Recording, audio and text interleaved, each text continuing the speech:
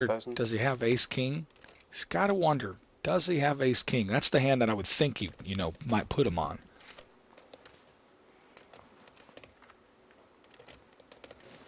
We've got queens. What you got? I'll tell you, I'll be disqualified. But I'm beating queens. It's very nice of him to make that clear. And look at that, he says he's beating queens.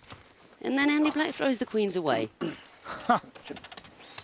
Deserve to see the cards. I'm not sure whether Ian Fraser should really have made that remark. Yeah, if you really were beating queens and you really felt like that your opponent had that, why would you tell him?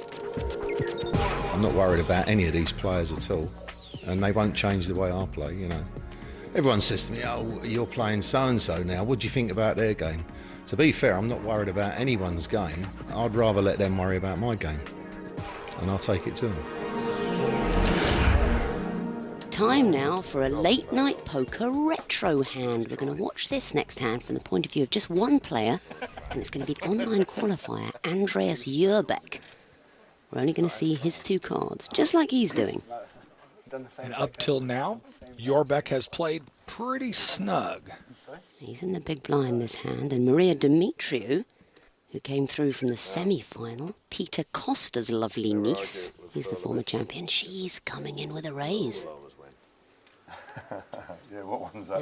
You wouldn't fancy Maria to get busy at this early stage with no hand? No, I think she definitely has something legitimate here. Yeah, probably something like, a pair of nines or two big cards, ace-queen, ace-king maybe. Yeah, at least big cards. Middle pair, big cards. In that range of hands. You shouldn't say that wrong. So Jurbeck looks down in the big blind, and he's made the call with ace-10. Ace-10. What you think of the Ooh. Good flop for him, though. He flopped top pair and a backdoor flush draw. Yeah, he's got to like that, because if Dimitriou had big cards, his tens are probably good, and if she had a pair, chances are it's lower than tens. And they both check the flop, and the turn comes, puts two flushes out there. Surely he'll lead at this to find out where he's at. Yeah, I think he's got to be happy that his hand is good, unless she's got something like jacks, queens, kings, in which case she would surely have bet the flop. You would think so, especially with a coordinated board of 3, 9, 10, 2 to a flush and 2 to a straight, and now two flushes. Yeah, it's looking a lot like ace-king, ace-queen now for Maria. And she raises him. Wow. Maybe she has ace-king, ace-queen of one of the flushing suits. Ace-queen or ace-king of diamonds or clubs. I'd say most likely clubs, because she didn't do anything until the 3 of clubs rolled off the deck. Well, not just that, but Jurbeck's got the ace of diamonds. That's true. So, and she's unlikely. Something like king-queen of diamonds is unlikely. I don't blame Jurbeck for calling with top pair. Now, wait a minute. Ace of clubs on the river. She's supposed to have that card in her hand. Okay, so, he's got to like this. I mean, it's two pair. Top two pair. I mean, even if she did have jacks, queens, or kings now, he just about has to have the best hand. He must have the best hand, because if she's got a diamond draw, she missed it. Club draw, really unlikely with the ace down there. I mean, it's hard. Unless she flopped a set of nines or tens and was slow playing. She sure could have. She could have flopped 3 tens or 3 nines. How much is she going to bet? She bets the full pot.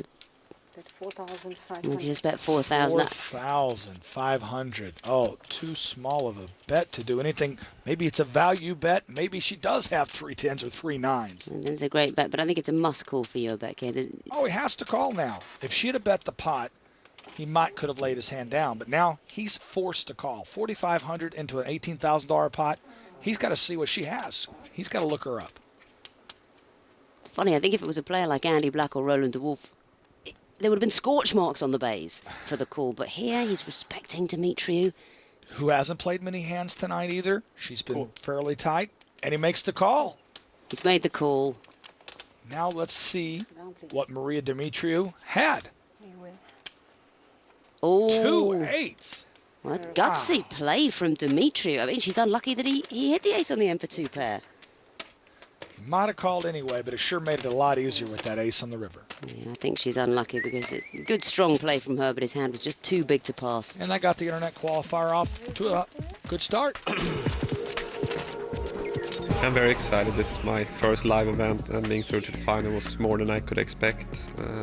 So everything now is a bonus, so I'm very thrilled to play in the finals.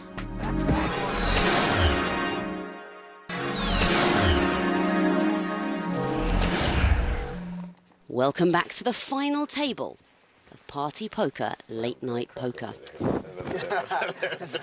Still plenty of chips for everyone. But the blind's only at 3 and 600. Back and forward, you know, thrust and lip. Call. Pass. Andy Black still calling with those small pairs. That's very much the vogue at this table, to call your way in with the medium hands. We haven't seen one flop set. All these pairs that people keep limp. Not one set yet. Limper's tax has been applied. I raise, says Roland de Wolf with a 10-9 of clubs. And I don't blame Roland right there. To find this hand, Andy Black might have limped with a big hand. Why not go ahead and get him out of the dark and find out if there's going to be an ambush right here? I don't mind that at all. Uh-oh, Dimitriou back to the same 2-8s that got her into trouble a while ago. This is uncomfortable for her because Andy Black's limp and the Wolf has raised. She's got to be nervous that her 8s aren't in front. Roland made a big raise. I don't mind folding there. No, she's opted for caution. She feels that she could be up against 9s, 10s, jacks, and it would be, oh! And look at this. Just as you say that no one's flopped a set. Happy birthday, Andy. Which is not to say that an 8 couldn't give the Wolf a straight, but Dimitriou's passed most of those. Got a feeling, though, that Andy's going to give Roland a little bit of rope and let him try to hang himself. Yeah, he's just thinking. Thinking, how much can I bet right now to try to win this pot? They're 5,900. I'm about 3,500 if I'm going to try to bluff this. I mean, we can tell you, Roland, there's no amount you can bet that's going to win this pot. No. I'd be tempted to flat call here. Absolutely. 10,000. He does do that now. What about the 8 of spades? He made it 10,000. He made it 10,000. Oh, he made it 10,000. Yeah, and you know, now that I'm thinking back on it, 6-7 of diamonds with a queen, fairly coordinated board. Why give Roland de Wolf a chance to hit a flush on you? Probably not a bad idea right now. Go ahead and try to take this pot down. There's already, you know, a lot of money in this pot. Well, I think he does have to ask himself whether Andy Black is check raising with a flush draw, and could Roland take it off him with a big re-raise? I mean, this is very sophisticated poker. He may be thinking, if Black's got a couple of little diamonds, stick it back up him and he'll go away. Pass. No, He opts against that. no. I've seen you make someone pass a hand in those circumstances, Robert. You know, I've seen you bet and re-raise with absolutely no hand and win the pot. And Roland may have considered whether that was just such an opportunity. I'm really pleased to be in this final because it was the first program I ever watched. When I was a student, I used to watch Late Night Poker. You know, I've achieved a decent amount within the poker, but this is the program that, you know, started it out for me. So to come back and get to a final is pretty nice.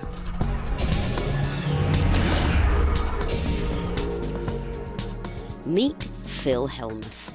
Phil first made an appearance on Series 3, direct from Silicon Valley, keen to unleash his poker brat persona on the Late Night Poker regulars. I had a pocket pair. He got quickly acquainted with the locals.